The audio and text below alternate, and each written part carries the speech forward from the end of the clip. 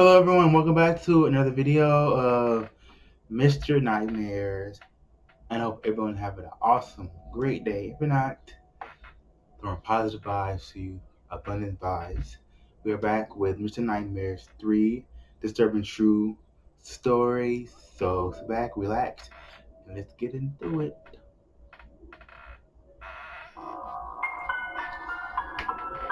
I know this is like a week old too. So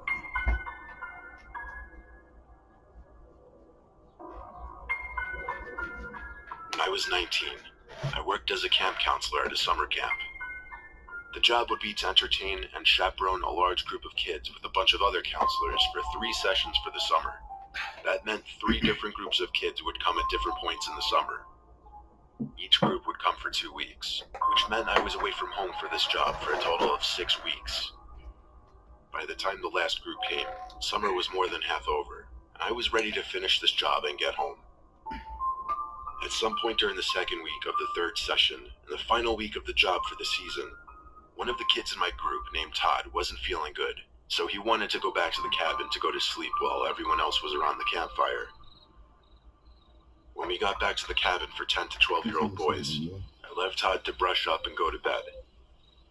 Upon exiting the cabin, a little girl, probably 8 years old, was waiting in front. She wasn't supposed to be in the section, especially not alone at this hour at her age. I asked her where her group was. She didn't answer me. I asked her what her name was. She said Willa. I asked her what her counselors' names were. She didn't answer. I took her hand and brought her into the front section of the cabin. Then I told her to wait there. I started to run across the camp to the other activity sections, hoping to find the girls' group. When I couldn't find them, I ran straight for the section with the girl cabins. I found one of the female counselors with a small group of 7 to 8-year-old girl campers and asked her if she had any girls named Willa in their group. The counselor was certain there was no one with that name in any of the girls' groups, actually. she a ghost. Next thing I did was run back to the boys' cabin where I left the girl, with plans of bringing her to the front office building. When I got back to the cabin, however, she wasn't there. I went towards the back section by the beds and asked Todd if he'd seen a girl walk in there, to which he looked confused and said no. So now in a panic, I ran outside and looked in the immediate area of the cabin for the girl, when suddenly I heard a girl's scream come from the woods. I was beyond shook. I can't even come up with better words to use for how I was feeling when I heard that scream. I wanted to run for help, but I felt like whatever danger she could be in could be time sensitive, so I ran into the woods calling Willa's name. It didn't return any calls back for a while, and I felt like I was hopelessly running into the dark woods, until finally, after some time, calling the name Willa constantly, there was a scream echoing through the woods, very close this time. I continued a bit further, and there she was, that little girl named Willa. She was standing straight in front of a tree looking at me, as if she were waiting. I told her to come to me in a quiet voice as I slowly approached her, but then she turned and started running. Is that really true? I didn't know why she was running, but I had to follow her. She was surprisingly fast, but I kept up. She a ghost. I saw her slow down and stop ahead, though my vision of her was intruded by a few trees, as it was the whole time I was chasing her. I stopped and hid behind a tree, thinking maybe I could sneak up on her and grab her if I was quiet enough. Then I noticed something in the near distance. There was some small, dim red light waving around behind some foliage. The girl then ran over to the light and apparently ducked down out of sight. I was trying to put the pieces together, just as I saw some larger figure emerge from where the girl had just disappeared to. And this figure was crouch walking in my direction. I was able to put 2 and 2 together and assume this was some kind of trap. Yeah. So I turned and ran. No, sprinted all the way back to the campgrounds and ran straight for the main office. I spoke with the camp coordinator, Jackie, told her about the suspicious activity that just took place, and advised that all camp activity should be cut short for the night. Any incident like this would be treated very seriously for the safety of the children and the well-being of the camp's reputation. Authorities had been alerted about suspicious activity on the campground. They came, I helped them with their report, and they left. By morning, everything was back to normal. The season was over before we knew it, and that was that. I have my own theories of what I witnessed in the woods that night. The most logical has to be the possibility that a man was using that little girl, maybe his daughter, as some kind of bait to lure unsuspecting victims into the woods. Really, And what would happen next? I have no that's idea. freaking sad. Like, I'm really, glad I didn't find out.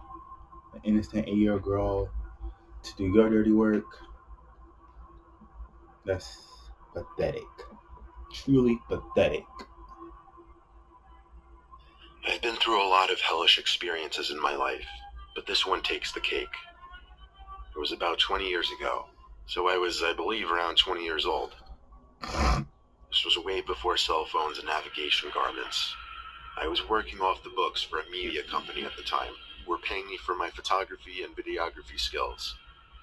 I had all of the top quality video equipment for the time, which held to today's standards would be like comparing a Nokia to an iPhone. I was being paid to go out into the wilderness and record hours worth of background footage of lakes, trees, etc. Mm-hmm. They would use this as stock footage for various documentaries and such. I drove about half an hour to find a good place in rural Maryland to do the shoot. Then I parked my car on a dirt road and hiked for a while, finding a few good shooting locations. It was good for me to get sunset and nighttime shots as well, as different times of day created different lighting for the videos. When I figured I had enough, I started packing up my copious amounts of equipment and threw my 2 bags over my shoulders and began walking. And walking. And walking. I started to realize I should have reached the dirt road where my car was by now. There came a time when I had to accept it. I was lost. I had absolutely no way of knowing which way was which. I'd done wilderness shoots before, and never had I run into that problem before, but usually I'd have a compass with me. Not this time. I kept walking for so long it got to the point that I was letting out little cries to myself in stress, wanting nothing more than to just find my car and go home, feeling absolutely helpless. Eventually, after many hours, I came across a small building. It was an old house that appeared to be abandoned in the middle of the woods, indicated by the vines crawling up the sides of the home, plus the broken glass. Continuing to walk around in the woods in the night was the last thing I wanted to do, and seeking refuge for the night made more sense. I walked up the wooden stairs to the front door, which seemed to have already been broken in. All I had to do was push it with a bit of force, and I was inside. It was next to pitch black in there, and every step I took, I felt like I was stepping on rubble or trash. I did, however, manage to find the bedroom of the house, which still had a bed in it, mind you, probably a filthy bed at that, but it beat sleeping in the woods or hiking around any longer in the dark. I shut the door and plopped my stuff on the floor and arranged one of my bags to act as a cushion between me and the actual bed itself. Then I tried my best to fall asleep in this dark, abandoned, foreign location in the middle of the woods. It was surreal, and it was scary. The window in the room was broken, so I could hear the wind and bugs outside. But over that, there was the slightest, and I mean slightest little creak from a few feet away from the bed across this tiny bedroom. I looked up, and even though it was dark, I could vaguely see a closet door in the corner. It was moving. Why is he entering an It had to be abandoned the draft. place? It had to be. I was letting my paranoia get the better of me in this freakish situation. But then, with the sound of the bugs and wind, I heard something from inside the room now. It was a gurgling type sound, like a throat noise. The I grudge? looked at the closet again. Something was coming out from the darkness of the Somebody closet. messing with you, man. I got up to grab my stuff. That's the grudge. Within arm's reach now, I was staring at someone else in this room in this abandoned house in the middle of the forest. Here's my description of what I saw in the brief moments I was staring at this The person. grudge. I saw a man wearing a woman's wig with some kind of makeup on his face. As for what he was wearing, I didn't really notice that. But I think it was something dark since I couldn't really see it. See, he messing with you. I grabbed my bags I know and the started saying grudge I'm had a sorry wig as I on. ran out of the house. I didn't know if this was their house or not at the time, but either way, I didn't want any trouble. As I ran away from the house, I heard footsteps tailing behind me at first. I think this is when the adrenaline really kicked in. I suddenly had this insane amount of energy to keep running until I felt I had escaped. And even after that, I kept running, hopping over logs and rocks and twigs, trying to find a road, any road. With the logic that there's only so much forest left in this state, I'd have to run into a road eventually. And finally, I did. I walked down the road, and within 10 minutes, a car passed, and I hitchhiked my way back to my truck. On my way home, I had time to reflect. That house was absolutely abandoned. The door and all the windows were smashed open, there was trash all over the place. I can't use logic to explain it, because it's not explainable. I am grateful I was unharmed, though. Ready to be fucking. Grudges in, man. That's with you, man. My apartment complex sits in a pretty safe neighborhood, so I guess I'm naturally less on guard as far as break-ins and whatever. There was this one night I'd gotten home late from a bar with friends, and though I wasn't very drunk anymore, I was definitely still tipsy. To give a little context to my apartment layout, it's on the ground level and has 2 doors, a front and back. As I entered, I was in the living room, greeted by my dog Chester. Then I passed the living room to walk down a tiny hallway to my room. Chester followed, though he was acting a little weird. I jumped right into bed. I was exhausted. I fell asleep in minutes, and the next thing I remember is waking up to growling. I looked at Chester, who was standing up on my bed, looking at the far corner of the room. I sat up to see what he was looking at, but it was too dark. I had to flip on the lamp. That's when I noticed that he was looking at the closet door, which was cracked open just barely. Right away, I felt a pain in my stomach as I feared the worst. I lightly tapped him to get him to shut up for a second, and he looked at me and went silent. I got out from the bed as he watched me tiptoe closer to the closet. If someone was in there, I had to be ready to defend myself. Get a knife. So instead of opening that door right then and there, I hurried to the kitchen to get a knife. Chester followed me. When I got back into my room, I don't know where it came from. I had a huge bout of confidence overcome me, and I rushed open the closet door fully. I was shocked, but also relieved to see no one inside.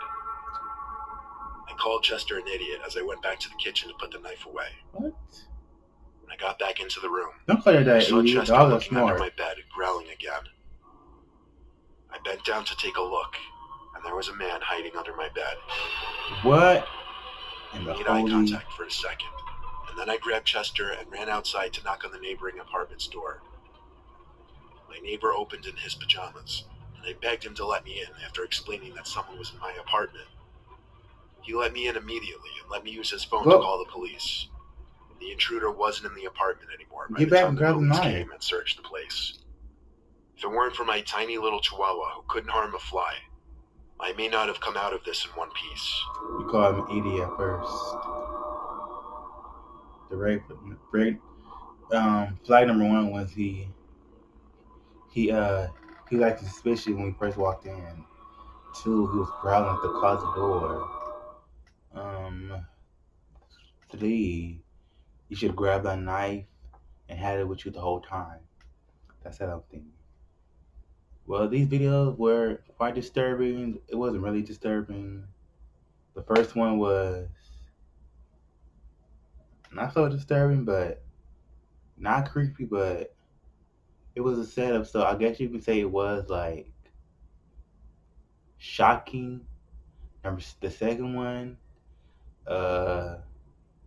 why did you go to the minute house? I understand it was dark time, but no, you get your job done. You just jet.